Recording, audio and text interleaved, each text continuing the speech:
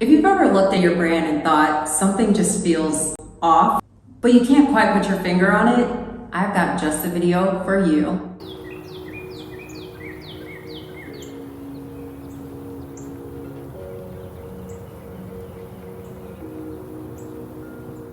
Hey sis, I'm just Daniel, brand enthusiast and creative director over at EVERMORE Studio, where we help spirit-led female coaches and consultants like yourself step into the visual identity that reflects the clarity and the depth and the calling behind your business. Today, I'm going to walk you through 3 very subtle yet very powerful signs that your brand isn't resonating with your audience, let alone yourself, and what to do instead. So a misaligned brand isn't just an aesthetic problem. It creates confusion, stalls growth, and it keeps your audience from even trusting you. The good news, most of the time, the fix isn't as overwhelming as it feels. And if it feels overwhelming, just check in with him and do like Paul said to the Philippians in chapter 4, verses 6 and 7.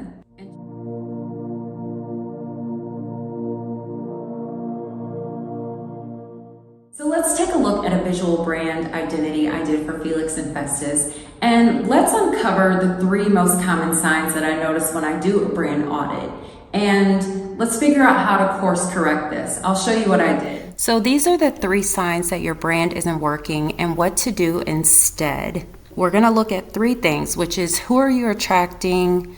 Do you feel connected to your brand? And does it lack visual consistency? These are 3 things that I see pretty much all the time. Now, there is a bigger message here when it comes to your messaging, but we're going to talk about that next week in next week's video. For now, we just want to look at these 3 very simple things. So for sign number 1, you're attracting the wrong people. A misaligned visual brand will attract misaligned clients every single time. So maybe you're attracting people who don't want to pay for what you're offering. You have freebie seekers, which is totally fine. But think about if you were a brand like, I don't know, Dior or something like that. They're not attracting freebie seekers because they have positioned themselves in a way where they will attract people who want a higher quality item. So you need to really think about who do you want to attract.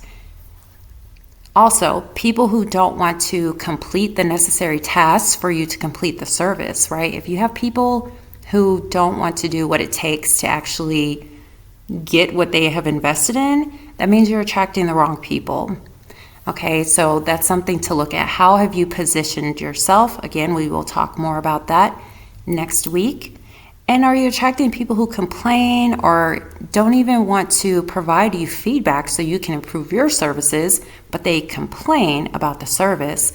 That means you're attracting the wrong people.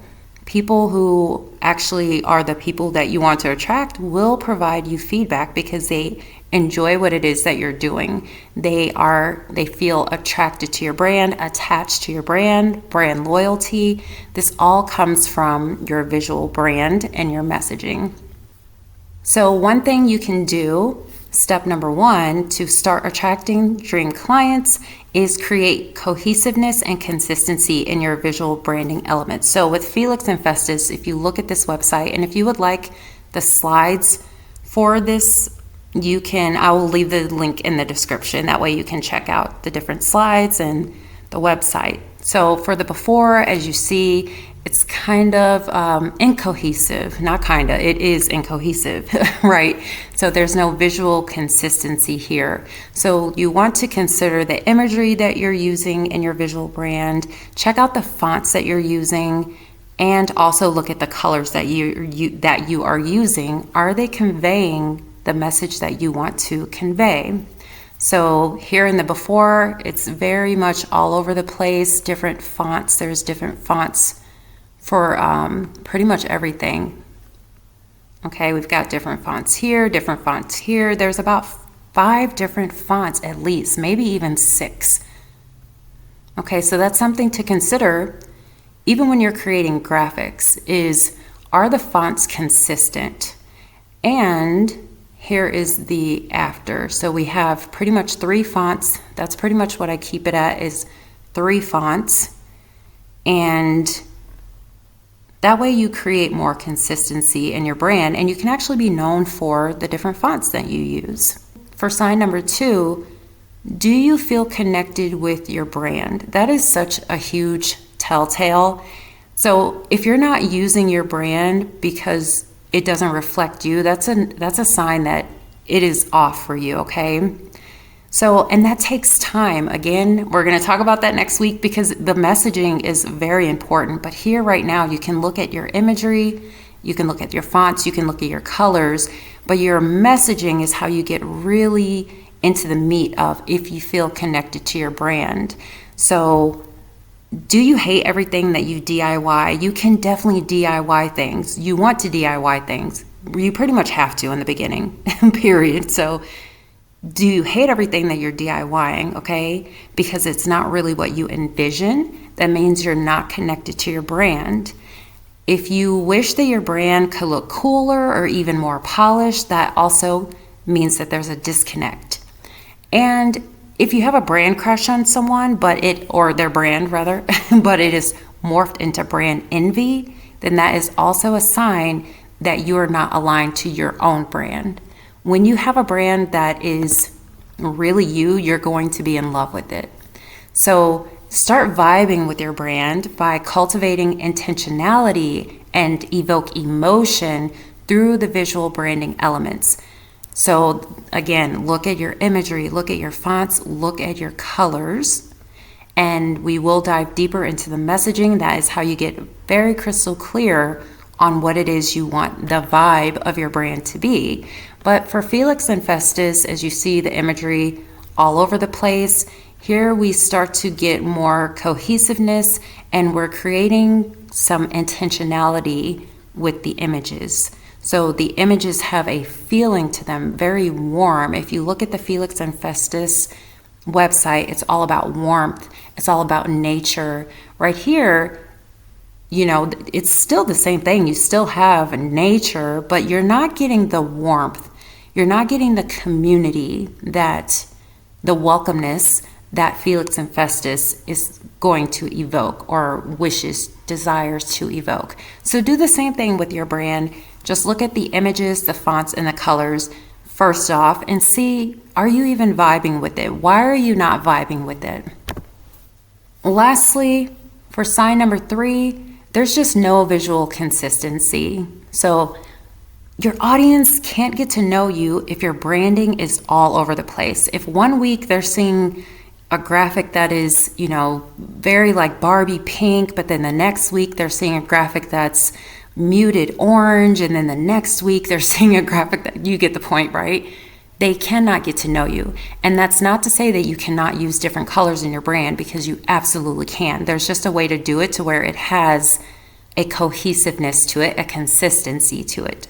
So one thing to look at, your designs, are they changing every time you create a graphic or an ebook or a website, etc.? Whatever you're creating, are they kind of changing every single time that you create it? That is so normal when you are really unclear about what your brand is, the identity of your brand is.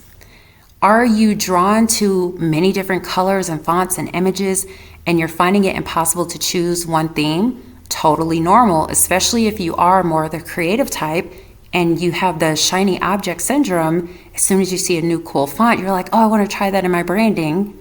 And that happens all the time. But it does create inconsistency in the branding when there's a lot of different fonts going on. Again, I would stick with 3 at the most. And then, are you having a hard time explaining what you do and what you offer? That's what we're going to look at next week with our messaging. If you're finding that you have a very hard time explaining what you do and what you offer, then it's going to be very difficult to create consistency.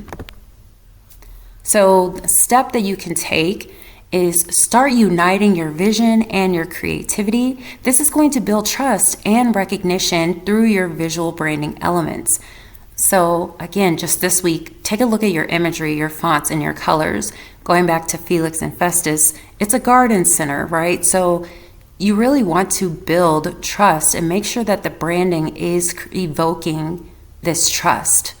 Okay, so right here we have images that are really pulling out this, again, the warmth. That was a big one with the garden center. If you're creating a community, you really want to have something that is evoking trust, because people join communities that they trust, right?